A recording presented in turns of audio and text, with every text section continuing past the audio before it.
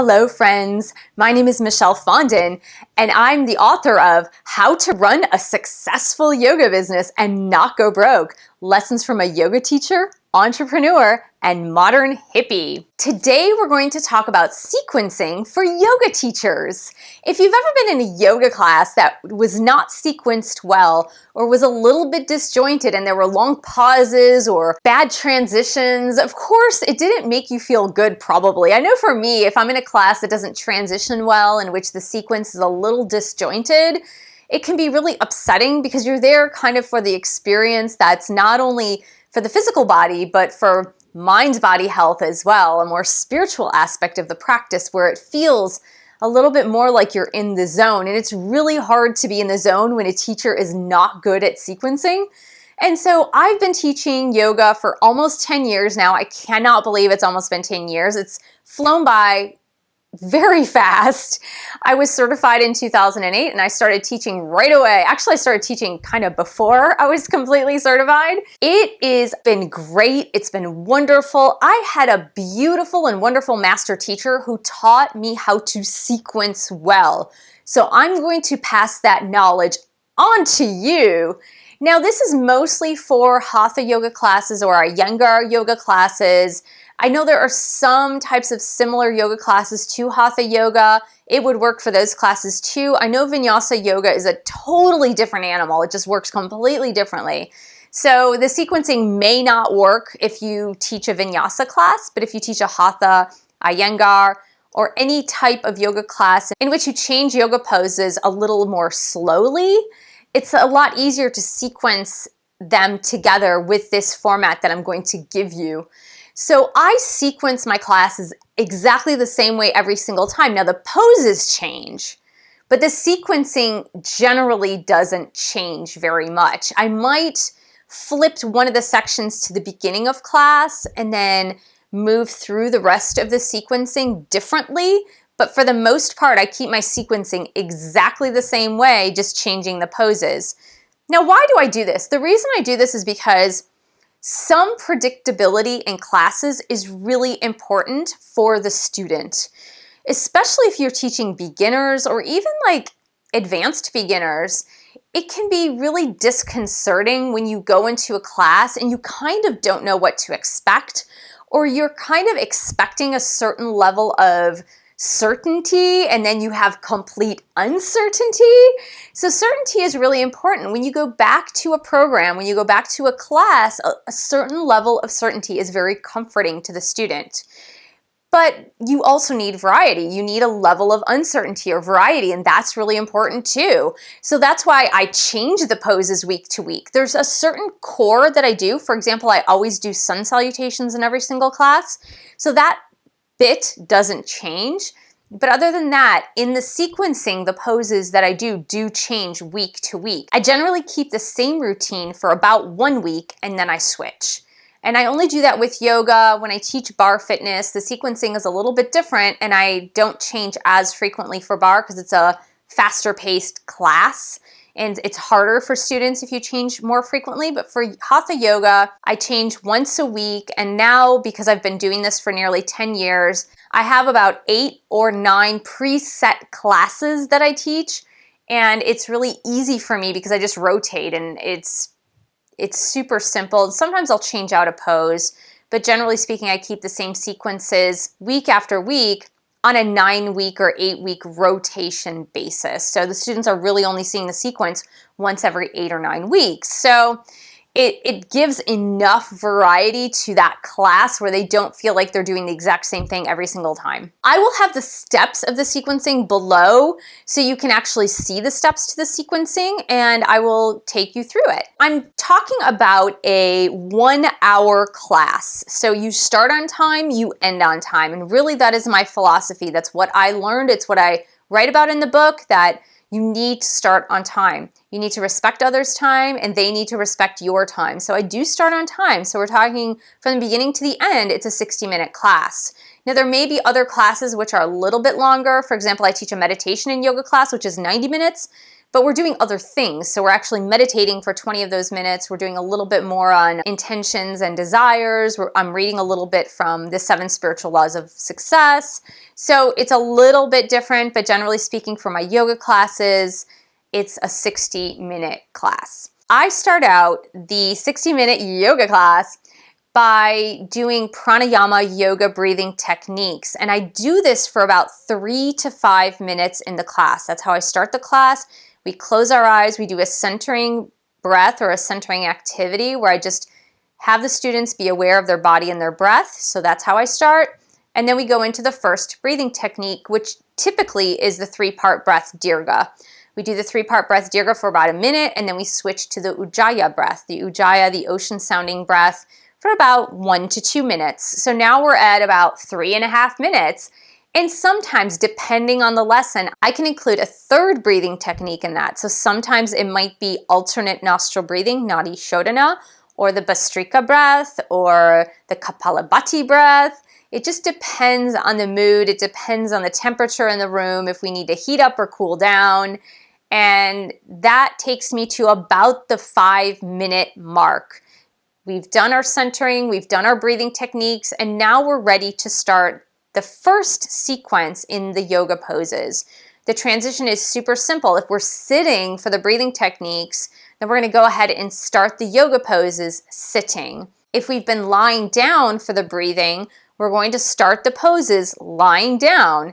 And if we're sitting, there's only one sequence that I have where we're sitting for the breathing and then we stand. And that's only 1 out of the 8 or 9 lessons that I have.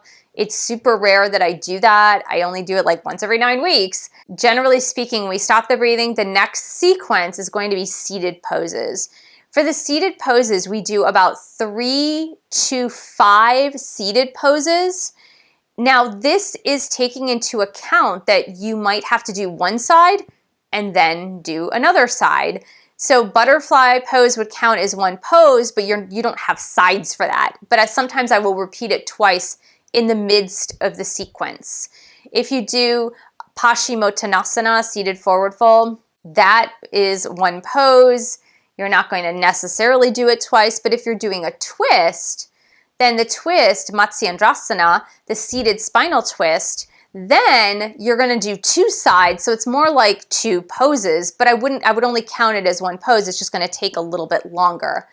So I do the sequencing with 3 to 5 seated poses, and it could be any of the seated poses really. Now, threading or transitions of the poses are really super important because you don't want the class to be clunky. You don't want the transitions to be super clunky where you decide like, oh, I'll start with boat pose. And you start with boat pose and then everybody's all tired out and you're like, okay, so now we're going to go to butterfly pose. And then now we're going to, so you want your transitions to be super smooth. So oftentimes I'll start with like a Padmasana lotus flexion pose. And then after the Padmasana lotus flexion pose, then we'll go to one leg in and one leg forward into a forward bend. And then we'll do a twist on that same leg. So cross that leg over and do a twist on that same leg. And then transition to butterfly. And then do the opposite leg in first, forward fold, leg up, twist, bring it back around and come back into that butterfly. And then if I have a more challenging pose, such as boat pose, then I would go into that boat pose and then take a forward bend at the end of that boat pose. So there you go. That is a little transition from one seated pose to the next. I'm only getting in like 4 to 5 poses in that seated sequence, but the transitions are very smooth. There isn't a lot of interruption or a lot of description because you really want to minimize your words. It's easy to overtalk in classes, but you really want to minimize the words and be more of the demonstrator. So you want to be talking less and demonstrating more. The lesser you use words, the better it is for your students because they're trying to get in the zone. So demonstrate the poses well and talk your students into the poses, but try not to overtalk. Try not to talk too much. Let them find their center themselves. After the first section with seated poses, you're going to easily transition to all fours poses. In all fours poses, you could do cat and cow, 6 directions of the spine, cobra, upward dog. I like to do pigeon lunge or sleeping swan in the all fours poses. There are a lot of variations of poses that you can do on all fours, and you can, again, thread them seamlessly in order to have smooth transitions. I only do generally 3 to 4 poses or a sequence of poses on all fours that typically takes between 5 to 7 minutes. Sometimes it's a little bit longer if I really want to focus on a pose. For example, if we're really focusing on Cobra pose and I need proper alignment in that pose, we'll take a little extra time. Or if we're doing pigeon lunge and we have to do both sides, and we might do some extra stretches in the middle, transitioning back into a counter pose, which might be child's pose or puppy's pose for pigeon lunge, you can also do that. The natural transition from the all fours poses is going to our standing poses. Now, if you think about it, it's just the way a baby works, right? A baby starts to sit. They start by sitting up. Actually, they start lying down, but then they come to sitting, and that's their first step. Then they go to crawling, and then they go to standing. So we're going to do that natural transition in the poses as well. So we go from sitting to all fours and then to the standing poses. As I mentioned, I always do sun salutations in every class. For the sun salutations, I typically do 6 sun salutations or 3 sets of them if you're counting them in pairs. I like to count, for example, one sun salutation for me is starting on the right side with the right foot back and then ending with the right leg forward. And then the left side is left foot back, and then at the end of the sun salutation, then left foot forward. And I count that as 2. I know some people work in pairs and they count more in pairs. I like to count them individually, but I will always be doing even numbers of the sun salutation. So I'll either do 6, which is pretty typical, or 8, or 10, or 12. I don't believe I've ever exceeded 12. One time we did a winter solstice, I believe, or a summer solstice. I can't remember. We did one of the solstices where we did like 144 sun salutations, which is totally insane, but we did take breaks in between and I had other students leading them and it was kind of fun. Before the sun salutations, typically I'm doing a standing series. So for your standing series that can also rotate throughout the weeks, you can do a warrior series or a triangle series or a wide angle forward fold series, which I use in many different positions. I do the forward fold with blocks, with the head to the floor. I do a modification of down dog with the wide legs. I do a thread the needle where you're threading through the legs. So there are many different variations that I do in the standing poses. And again, I keep this sequence to about 5 to 8 minutes. Sometimes it squeaks to 10 minutes, but that's pretty rare. After that, I go to the sun salutations, and depending on the time we have, I either do 6, 8, 10, rarely 12, but usually 6 or 8 seems to be good to fit into an hour class. And that only takes about 5 minutes or less. It depends. Some of my students pick up the pace, and so they're a little speedier than I tend to be. And if they tend to pick up the pace, then I'll pick up the pace as well. After the sun salutations, you can go to a balance posture, and that's what I like to do. After my sun salutations, each and every class, I always go to a balance posture. Now the balance posture could be tree pose, standing bow, eagle, warrior 3, one-footed goddess, one-footed pose, half moon. There are only about 7, maybe 8 balance postures you can go to for beginning to intermediate students. Now, I know you can get into some of the more difficult balancing postures, like crane pose, which I don't tend to do in my beginning classes because they're really difficult to do for a lot of students. they get easily frustrated. They fall on their heads or they fall over, and then they see the really good students balancing in crane, for example, and then they get super frustrated. And I just don't like to do that. I like my students to have success. And if the more advanced students want to practice these really advanced postures, then they could do it on their own time, or they could do it after class or something like that. But there's really no reason in an all levels class why you need to do the really, really difficult balancing postures. So I like to keep it simple.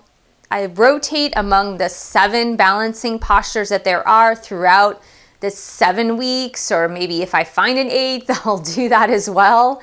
So that is what we do after our sun salutations. Then we transition to lying down poses. In the lying down poses, you could do inversions here. You could take your inversion to bridge pose or shoulder stand or plow or a variety of all 3. Often in my all levels class, I will give them the option to do an easy bridge pose or shoulder stand and plow, and I'm going around to spot the students in shoulder stand and plow, because they are not easy poses to do, and it's very good to spot your students in those poses. I don't always do those inverted postures though. Once in a great while, once every few weeks, I'm doing those inverted postures. Sometimes we'll just do bridge. In bridge, you can do a lot of different things in bridge, and that can take up a lot of time, and it's a really good pose for an all levels class. Next, you always want to do, after an inversion, you always want to do a counter pose. So you want to do either fish or reclining bound angle pose, which is a great counter pose to some of those inversions. One note on headstands here.